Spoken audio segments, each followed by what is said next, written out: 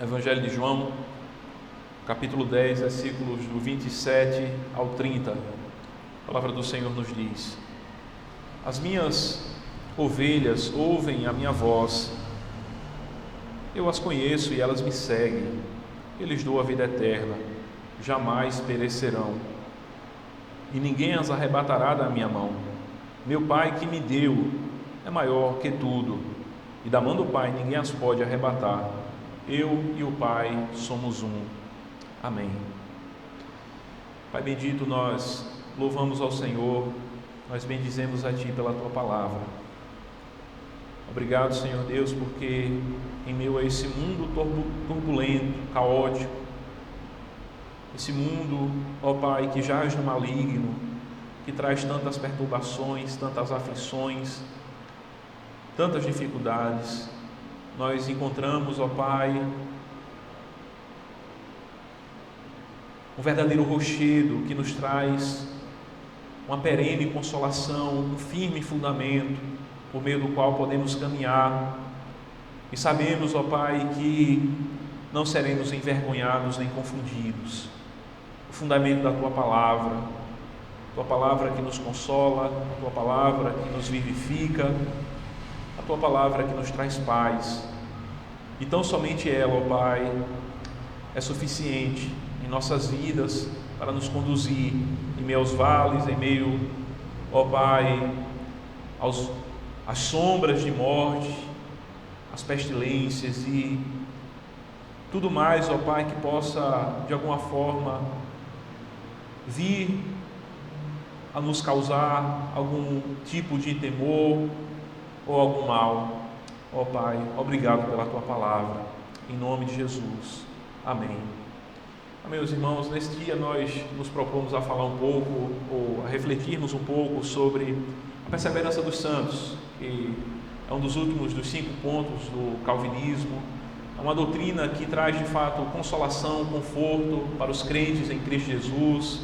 Ao refletirmos sobre ela, nós temos uma verdadeira consolação de que o Senhor, Ele é aquele que está trabalhando, está disposto sobre as nossas vidas como crentes em Cristo Jesus e nos fazendo perseverar até o fim. É o Senhor quem nos ajuda, é o Senhor quem nos direciona.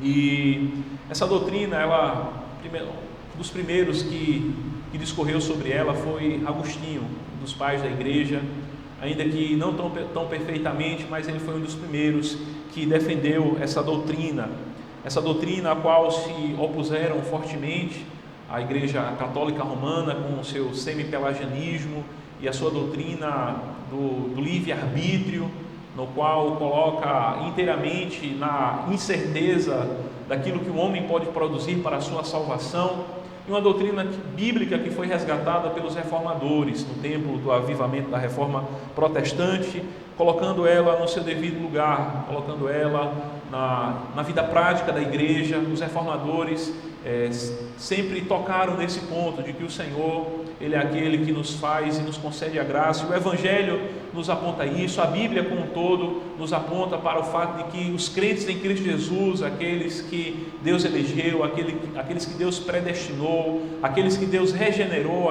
aqueles que Deus deu fé, concedeu a graça de terem sido transformados, aqueles que Deus justificou, eles serão glorificados, eles haverão de perseverar até o fim. Mais tarde, lá por volta do século XIX, homens como Charles Spurgeon, ele chegava a dizer: olha, eu já disse muitas vezes que se alguém conseguisse me convencer de que a Escritura não ensina a perseverança dos santos, eu rejeitaria a Escritura como um todo, como se ela nada ensinasse, como sendo um livro incompreensível para um homem simples, pois de todas as doutrinas, essa parece ser a mais evidente, de que de fato o Senhor é aquele que faz com que a sua obra que Ele iniciou no coração dos seus filhos, elas se completem e que de fato nós venhamos a perseverar.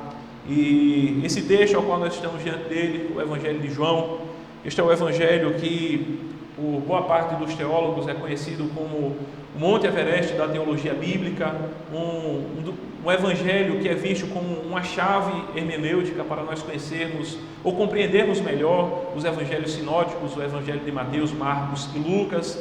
É um evangelho universal, um evangelho que se destinava tanto a judeus como a gentios, a todos de fato. O Evangelho de João, ele vai enfatizar a natureza da divindade de Cristo, é um dos mais, de fato, teológicos evangelhos ao qual nós nos deparamos, uma forte teologia que o apóstolo João nos apresenta. E aqui nessa parte do texto, a qual nós estamos diante dela, ela nos apresenta uma íntima relação que há, tanto de Jesus para com as suas ovelhas, quanto também das suas ovelhas para com o seu pastor. O Senhor Jesus, ele vai nos apresentar algumas verdades importantíssimas nessa relação perseverante que há tanto dele para com as suas ovelhas, quanto das suas ovelhas também para com ele. E nessa noite nós queremos nos deter de maneira mais atenta à relação que Jesus tem para com as suas ovelhas, para com o seu povo, para aqueles as quais ele diz: olha, são minhas ovelhas, elas são aquelas que o Pai me deu. Então nós refletiremos nesse dia, nessa perspectiva daquilo que Jesus ele realiza nesse ato de nos fazer perseverar. O que é que ele nos faz, o que é que ele realiza? E a primeira coisa que nós observamos é que nessa perseverante relação que há de Jesus para conosco, é uma relação de posse que há. Observe que ele diz que ele se refere às suas ovelhas como sendo as minhas ovelhas, como sendo de fato uma possessão sua, como sendo algo que é uma propriedade sua, algo que está em seu domínio. E sempre que eu me deparo com essas verdades de que nós somos povo do Senhor, de que nós somos propriedades do Senhor, que nós pertencemos ao pastor divino, eu sempre me recordo da primeira pergunta do Catecismo de Heidelberg, um dos símbolos reformados, que vai fazer a pergunta: qual é o nosso consolo na vida e na morte? Qual é o conforto que vem ao crente na vida e na morte, nesses extremos, esses extremos que causam atenção e que nós nos deparamos com ele ao longo da nossa vida? É que seja na vida, seja na morte, nós somos do Senhor, nós somos do Senhor, nós temos um dono, nós não estamos como ovelhas sem pastores, nós não estamos lançados ao acaso, nós não estamos lançados à nossa própria sorte, mas nós temos um dono, nós temos alguém que cuida de nós temos alguém que olha para nós e diz que nós somos a sua ovelha, que Sidiclei é ovelha, que Raabe é ovelha, que os irmãos são ovelhas, que todos nós somos ovelhas do Senhor, todos nós somos ovelha. Ele olha para nós e diz: as minhas ovelhas ouvem a minha voz. E como isso nos traz um consolo para nós, nós nos lembramos também de Romanos 8, que nos diz que não existe absolutamente nada que nos possa separar do amor de Deus que está em Cristo Jesus. Não existe nada, nem o sofrimento, nem a fome, a nudez, o perigo, a espada, absolutamente nada nos pode separar do amor de Deus que está em Cristo Jesus, nosso Senhor. E é exatamente isso que nós podemos ver ao longo da história da igreja. Nada pôde separar os crentes do amor de Deus que está em Cristo Jesus, nem mesmo as perseguições aos quais todos os discípulos enfrentaram. Todos os discípulos sofreram o martírio, com exceção de João, que morreu velho na ilha de Patmos, mas não obstante foi lançado antes disso em uma caldeira de óleo fervente e milagrosamente, pela providência de Deus, escapou.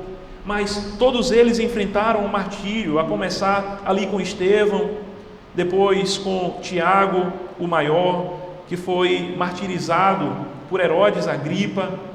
E é interessante que quando ele estava seguindo para o martírio, aquele que o acusou disse: olha, não, você não vai morrer sozinho, eu também confesso que sou um cristão.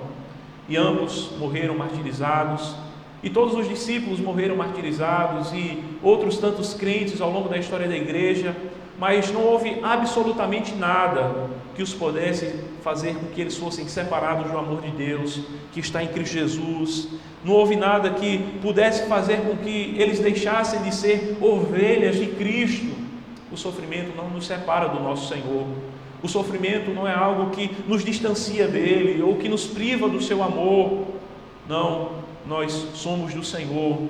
Quer estejamos desfrutando de prosperidade nesse mundo, como é bom quando a gente está podendo pagar um plano de saúde, a gente está com um saldozinho lá no banco, coisas do tipo.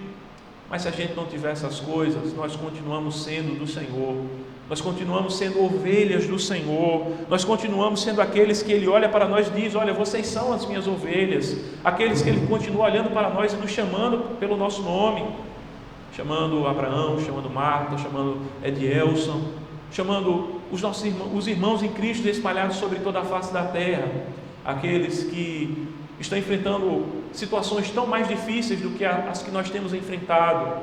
Certamente não resta dúvida de que todos nós temos enfrentado dificuldades nessa pandemia, mas irmãos nossos estão enfrentando dificuldades incomparavelmente maiores. Recentemente nós vimos um irmão em Cristo que foi fuzilado pela sua fé em Cristo Jesus, e histórias como essa se repetem todos os dias, mas mesmo assim eles continuam sendo servos do Senhor, sendo ovelhas de Cristo, aqueles aos quais Cristo olha para eles e diz que são suas ovelhas. E ser ovelha de Cristo implica em ser alimentado por Ele. A figura do pastor traz essa ideia de alguém que alimenta as ovelhas, que cuida do rebanho, que protege das feras, dos ataques das feras. E como ovelhas dele, nós estamos nesse estado. Nossa alma está guardada pelo poder de Deus. Satanás não pode nos roubar aquilo que Deus começou em nossas vidas, a obra da salvação, a obra da regeneração, o princípio de vida que foi implantado em nossos corações. Satanás não pode roubar, ainda que em alguns momentos ele possa receber uma permissão para nos afligir de alguma forma, como Jó foi afligido. Todavia, aqueles nos quais Deus começou a sua boa obra, Ele haverá de completá-la, haverá de concluí-la, haverá de levá-la até o fim. E sobre aqueles aos quais Jesus disse que estes são as minhas ovelhas, sobre esses é derramado o seu amor que foi expresso na cruz do Calvário, e o seu amor que continua de modo contínuo. Ele, como sacerdote eterno, continua à direita de Deus Pai, intercedendo por nós, continua presente na vida da sua igreja. Ele é aquele que contempla as nossas dores. Nós vamos olhar as cartas lá do livro do Apocalipse, nós vamos ver que Cristo, Ele sabe o que é que a sua igreja está passando em meio às aflições. Ele não está ausente, mas Ele sabe de tudo aquilo que o seu povo e a sua igreja está passando. E essa é justamente mais uma das implicações que esse texto nos traz. Além de sermos uma possessão do Senhor, aqueles aos quais Ele diz: olha, vocês são minhas, o Pai foi quem deu vocês a mim. Essa é aquilo que está muito claro aqui nesse versículo 29, quando nos diz: aquilo que o Pai me deu é maior que tudo. Nós entendemos esse texto também como sendo o Pai que me deu, ou seja, o Pai que deu as ovelhas para mim é maior do que tudo, e da mão do Pai ninguém as pode arrebatar. No versículo 27, na segunda parte, diz: eu conheço as minhas ovelhas. Cristo é aquele que conhece as suas ovelhas, não apenas com um conhecimento superficial, como se fosse simplesmente, nós fôssemos simples números, mas Ele é aquele que nos conhece nos mínimos detalhes. Ele é aquele que nos conhece e tem um conhecimento de fato profundo, assim como revelado lá no Salmo 139. Ele conhece como Deus, como aquele que porta os atributos da onisciência. Ele conhece os nossos pensamentos, Ele conhece as nossas necessidades, Ele conhece as nossas aflições, as nossas queixas, aquilo que perturba a nossa alma. Ele diz, portanto, eu conheço as minhas ovelhas. Ele conhece a cada um de nós. Não importa onde nós estejamos, a situação da nossa alma, Ele conhece. Ele nos conhece nos mínimos detalhes. Cristo, Ele é aquele que está presente, Ele é aquele que continua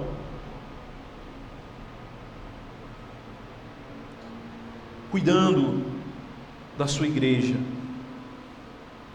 Portanto, refletindo sobre essas questões, sobre esse fato de que o Senhor é aquele sobre o qual nós somos a sua possessão e aquele aos quais Ele conheceu e aqueles que Ele tem um relacionamento conosco, nós podemos nos lembrar também das palavras de Paulo a Timóteo quando diz: porque eu sei quem tenho crido, estou certo que Ele é poderoso para guardar o meu depósito até aquele dia.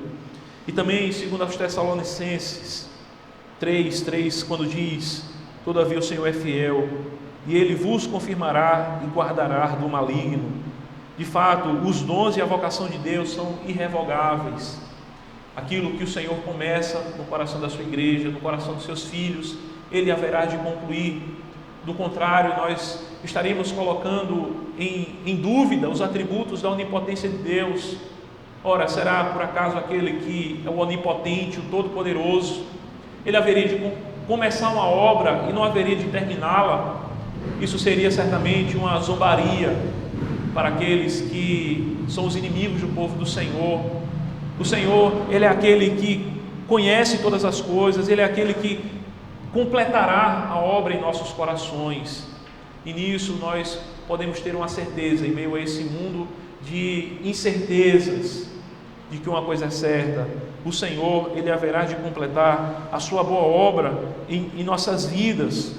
O seu braço não está encolhido, o Senhor está com as suas mãos poderosas trabalhando em nossas vidas, nos lapidando a cada dia, para que sejamos aperfeiçoados, para que a sua imagem em nós seja restaurada, para que nós nos parecemos mais com Cristo, para que a cada dia nós estejamos caminhando em direção a Canaã celestial.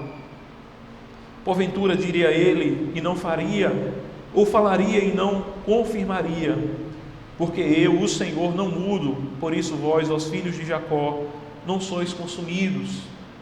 A relação que Deus tem para conosco é imutável. É fato que por muitas vezes nós mudamos ao longo da nossa jornada, por muitas vezes nós perdemos o ardor da fé, do amor, aquele amor de fato mais profundo para com as coisas do reino de Deus, mas o Senhor não muda. E não existe absolutamente nada que nós possamos fazer que possa mudar o amor que Ele tem, que é infinito para conosco. Ele diz: com amor eterno te amei. Ele nos ama com amor perfeito, e o seu amor é um amor imutável.